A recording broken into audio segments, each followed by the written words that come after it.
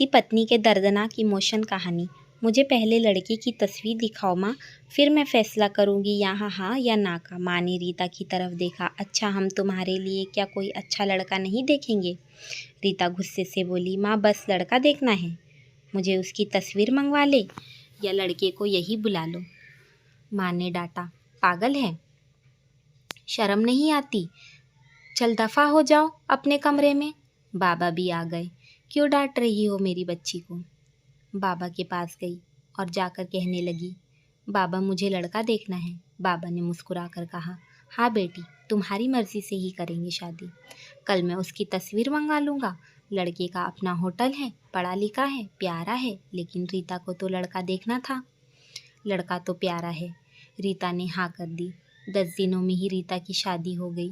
रीता का हमसफ़र सुशील arrange marriage थी। ना कभी मुलाकात हुई, ना कभी कोई बात, कभी एक दूसरे को मिले भी नहीं।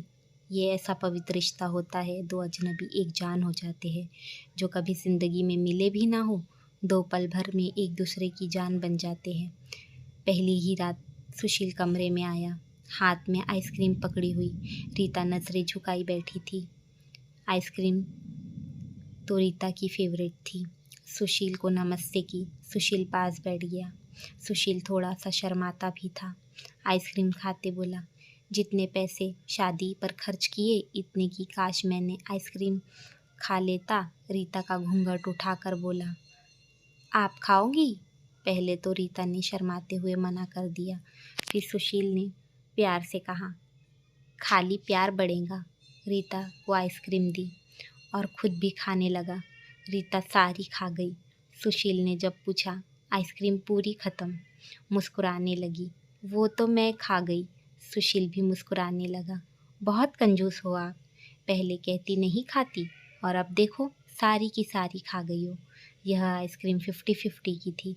रीता सुशील को पहली ही रात इतना तो समझ गई थी कि सुशील दिल का बहुत अच्छा है। रात भर मोहब्बत भरी बातें होती रही। ज़िंदगी अपने असल मंजिल की तरफ मुड़ गई थी। वक्त गुजरने लगा। रीता के भाई की शादी थी। रीता 4 महीने की प्रेग्नेंट भी थी। रीता ने सुशील से कहा, मुझे भाई की शादी में जाना है। सुशील ने रीता के पास बैठकर बोला, रीता, डॉक्टर ने आपको लंबी यात्रा करने से मना किया है, इसलिए मैं कोई रिस्क नहीं लेना चाहता। मैं नहीं इजाज़त दे सकता शादी में जाने की। रीता को बहुत गुस्सा आया। सुशील, पागल हो क्या? मेरे भाई की शादी है और आप कह रहे हैं कि नहीं जाना? आप मुझे कार में बिठाकर आराम से छोड़ कर आ जाए। बस। सुशील ने रीता का हाथ पकड़ा, मोहब्बत से फिर समझाने लगा, रीता क्यों बेकार की ज़िद करती हो? डॉक्टर ने यात्रा करने से मना किया है तो मैं नहीं जाने दे सकता। तुम लापरवाह हो जाती हो और मैं तुमको किसी के भरोसे नहीं छोड़ सकता। इतना कहकर सुशील कमरे से बाहर चला गया। रीता रोने लगी। रीता ने अपनी माँ को फ़ोन किया। सुशील मना कर रहा है शादी में आने के लिए माँ। माँ ने समझाया, बेटा अगर वह कह रहा है तो मत ही आओ। लेकिन रीता की भाभी और भाई ज़िद करने लगे, क्यों नहीं आने दे रहा है सुशील हमारी बहन को?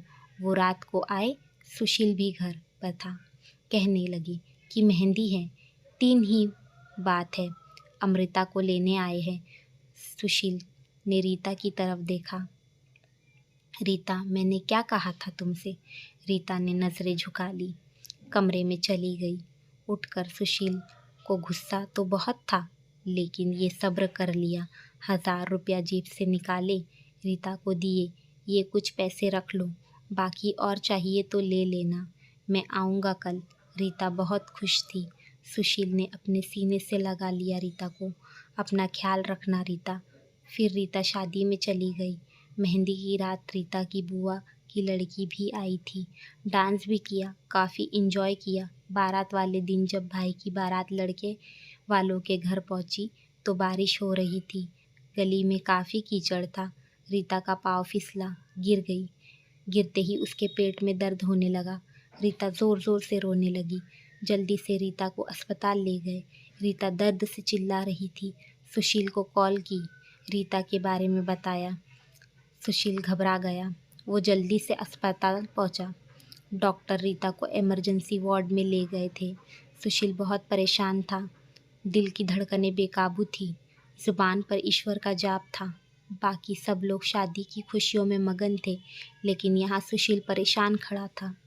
कुछ देर बाद डॉक्टर कमरे से बाहर आए। उन्होंने सॉरी कहते हुए बताया, आपका बच्चा मर चुका है।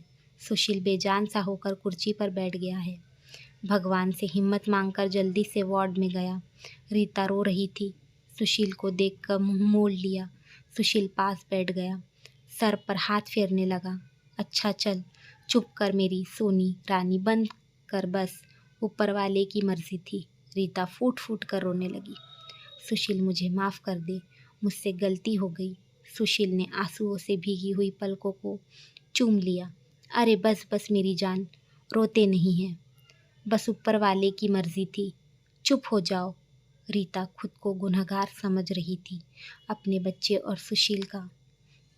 सुशील समझाने लगा। रीता का सर अपनी गोद में रख लिया। चुप हो जाए मेरी सोनी, रो मत, अब देख मैं तेरे पास हूँ। रीता को लेकर घर चला गया। शादी खत्म हुई, सब घर आ गए रीता का हाल पूछने। रीता खुद पर इल्ज़ाम दे रही थी। मुझे रोका था सुशील ने माँ, लेकिन मैं ज़िद करती रही, शादी में जाना है। अगर मैंने इनकी बात मान ली होती तो आज शायद मैं अपना बच्चा ना खोती। सुशील समझ रहा था रीता की दिल ही दिल में खुद को कसूरवार ठहरा रही है, इसलिए सुशील प्यार से समझाता रहा रीता को। अरे पागल है, खुद को परेशान न कर, ऊपर वाले की मर्जी थी ना, ऊपर वाले ने चाहा तो हमें फिर से औलाद ज़रूर देगा। रीता सुशील की आंखों में देख रही थी। सुशील आप इतने अच्छे हैं, मुझे डांटा नहीं है, आपने कुछ कहा नहीं है। सुशील ने लंबी सांस ली, मुस्कुराकर बोला, जब तुमसे मेरी बात मानी ही नहीं थी तो रीता अब कुछ नहीं कहने का क्या फ़ायदा। रीता समझ रही थी सुशील का खामोश गुस्सा। साल बाद फिर ऊपर वाले को उनको बेटा दिया। सब बहुत खुश थे। सुशील बाहों में उठाकर झूमने लगा अपने बेटे को। रीता बेड पर लेटी सुशील की आंखों में बेटी की मोहब्बत से निकलते आंसू देख रही थी। ज़िंदगी में अच्छे दिन आते हैं, लेकिन अलमत वही होता है जो खुद को हालात से ढाल लेता है। सुशील के दो भाई जो सुशील से अमीर थे, उन दोनों भाइयों का अपना अच्छा खासा बिजनेस था, लेकिन सुशील का छोटा सा होटल था जिससे बस गुजारा हो रहा था। रीता ने जिद की, सुशील बच्चे को गर्मी लगती है इसलिए यह बहुत रोता है, मुझे कमरे में एसी लगवा कर दे। सुशील ने सिर पर हाथ रखा। अरे रीता पागल हो गई हो क्या, मेरे पास नहीं है इतने पैसे। ऐसे की रीता ने जिद की, मुझे ऐसी ही चाहिए बस कमरे में। सुशील अपने बेटे को सीने पर लेटाकर खेल रहा था उसके साथ। रीता बस ऐसी लगवाने की जिद किए बैठी थी। सुशील ने रीता का हाथ पकड़ा, अपने करीबी किया। रीता पता नहीं क्यों इतनी चिंती हो, तुम लगवा दूंगा एसी, लो सो गया मेरी राजकुमार, इसको लेटा दो। सुशील ने भी ना रोका उन्हें। रीता नाराज़ होकर चली गई। रीता को थप्पड़ ज़्यादा जोर कर लगा था, निशाना बन गया था चेहरे पर। माँ भी रोने लगी, न जाने पहले इतना जुल्म करता होगा मेरी बेटी पर कितना इंसान। सुशील पहले से ही अपने होटल की वजह से परेशान था, काम न होने की वजह से, और अब ये परेशान बन गई। रीता मायके में थी, सुशील यहाँ था, घर में परेशान था। हालात इतने ख़राब हो गए, सुशील को अपना होटल बेचना पड़ा। 2 महीने गुजर गए, दोनों ने एक दूसरे से बात तक नहीं की। दोनों गुस्से में थे। सुशील कहता खुद गई, खुद वापस आई। रीता की अकड़ थी, मनाने आएगा तो जाऊंगी। दिन गुजरते गए, 8 महीने गुजर गई, कोई बातचीत नहीं। सुशील के एक दिन दोस्त ने सुशील से कहा, विदेश जाना है तो बताओ, मेरे पास ही एक वीज़ा है। हालात काफ़ी बुरे थे। सुशील विदेश चला गया, नंबर बंद हो गया। 1 साल गुजर गया, दोनों ने कोई बात ना की एक दूसरे के साथ। रीता भाई से खर्चा लेती, बच्चों के दूध का या फिर दूसरी ज़रूरत सामान का।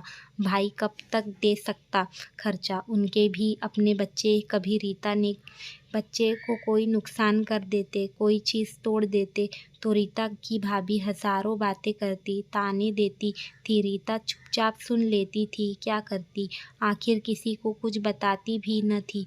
दीपावली का दिन था, रीता ने भाई से कहा, पैसे दे दो, बच्चों को शॉपिंग करवानी है। भाभी पास से बोली, बहन साफ सी बात है, हमारे पास फालतू के पैसे नहीं हैं। उसी इंसान के साथ गुजारा नहीं तो तलाक लेकर किसी दूसरे से शादी कर लो, जाओ यहाँ से। रीता उस दिन बहुत रोई थी। उसे एहसास होने लगा था, सुशील तो मेरे सर का ताज है। सुशील दुबई में बच्चों को याद कर बहुत रोता था। रीता पागल, बात कुछ थी नहीं। और तूने यह क्या कर दिया? उधर रीता के भाई ने रीता के लिए एक आदमी जैसे, जिसकी पत्नी की मृत्यु हो चुकी थी, 4 बच्चे थे, उसके भाई ने रीता की कहा, बस सुशील से तलाक ले लो, इस आदमी से शादी करके घर बसा लो अपना। रीता की आंखें भीगी गई थी आंसुओं से। जल्दी से मोबाइल निकाला, सुशील को फ़ोन लगाया, नंबर बंद आ रहा था। रीता रोने लगी, मुझे सुशील के पास ही जाना है, मुझे कोई शादी नहीं करनी किसी से। उधर सुशील का भी दिल तड़प रहा। उसने सोचा, मेरी रीता तो मासूम सी है, थोड़े से गुस्से पर नाराज़ हो जाती है ना, खुद ही माफ़ी मांग लूँगा अपनी जान से। वो टिकट करवा कर हिंदुस्तान वापस आ गया। रीता रो रो कर भगवान से अपने पापों, अपनी गलती की माफ़ी मांग रही थी। ऊपर वाले, मुझे माफ़ कर दे, मुझे मेरा सुशील वापस कर दे। रात भर रोती रही। सुबह बेटे को नाश्ता करवा रही थी कि दरवाजे पर घंटी बजी। भाभी ने दरवाज़ा खोला, सामने देखा सुशील खड़ा था। रीता की नज़र पड़ी सुशील पर, हाथ से दूध का कप छूट गया। नंगे पांव दौड़ते हुए जाकर सुशील के सीने से जा लगी, चीख चीख कर रोने लगी, सुशील मैं बहुत प्यार करती हूँ तुमसे। सुशील के पाँव पकड़ लिए, माफ़ कर दो सुशील। सुशील ने रीता का माथा चूमा, आंसू साफ किए, तुम भी माफ़ कर दो मेरी जान, मैं गुस्से में ज़्यादा बोल दिया था। बच्चों को सीने से लगाया, सुशील प्यार करने लगा। रीता के भाई और भाभी की आंखों में आंखें डालकर गव से बोली, मेरा परमेश्वर मेरा हमसफ़र है, मेरे पास आप लोगों का बहुत बहुत धन्यवाद। वो सुशील के साथ घर वापस आ गई। दोनों खुशी से सब बातें भूल कर जीने लगे। लेकिन वो इस समाज को इतना बता गए, जज्बात में जुदा हो जाना बहुत आसान है, लेकिन जुदा होकर जीना बहुत मुश्किल है। जो धर्म एक हमसफ़र महसूस कर सकता है, वो कोई और नहीं समझ सकता। गलत फ़ैसला लेकर ज़िंदगी बर्बाद ना करें, ये सब वक्त के साथ बदल जाता है। हाँ, अगर नहीं बदलता तो हमसफ़र, अगर कोई नाराज़ है या घमंड में है तो जाओ मना लो, राज़ी कर लो एक दूसरे को, इससे पहले फिर देर ना हो जाए। अगर मेरी कहानी किसी एक भी दिल